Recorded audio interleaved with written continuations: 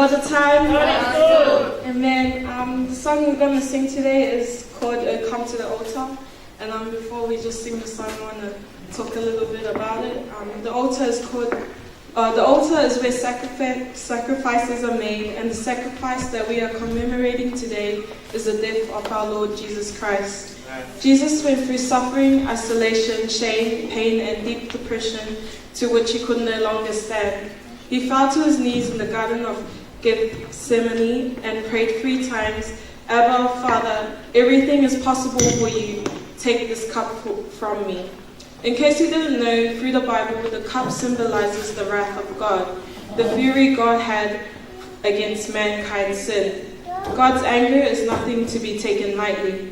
The preacher at school said that the force of a volcano eruption, ground shaking, cloud billowing, fire and lava exploding, ash and stone raining, take all that force and compress it and put it into a can of Coke.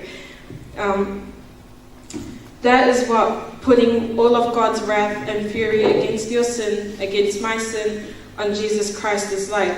Despite the magnitude of the price of our sins, Jesus also prayed, yet not my will be done, but yours.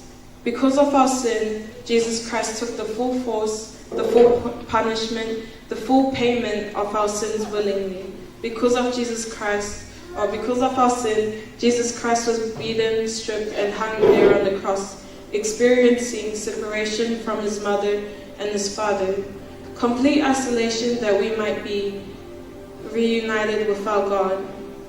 Jesus did all of this so that we could have eternal life with Jesus Christ. And like every day, he calls us, our people, his people, to come to the altar and receive his grace.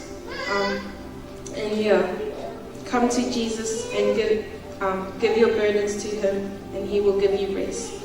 The lyrics are up on the screen, so feel free to sing along, and we'll meditate on the words.